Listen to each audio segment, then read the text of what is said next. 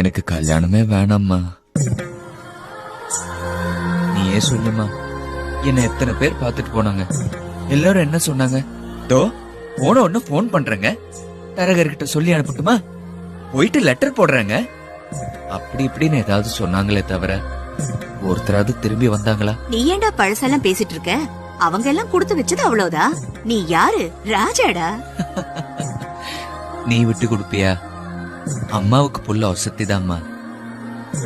இருந்தாலும் எனக்கு ஏதோ ஒரு குறை இருக்கிறது உண்மைதானம்மா. உனக்கு என்னடா குறை?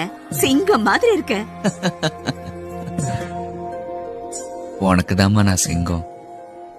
அப்படி பார்த்தா ஊர் உலகத்துல கண்ணு இல்லாதவங்களுக்கு, கை கால் இல்லாதவங்களுக்கு, குட்டையா பிறந்தவங்களுக்கு எல்லாம் கல்யாணம் ஆகுறது இல்லையா?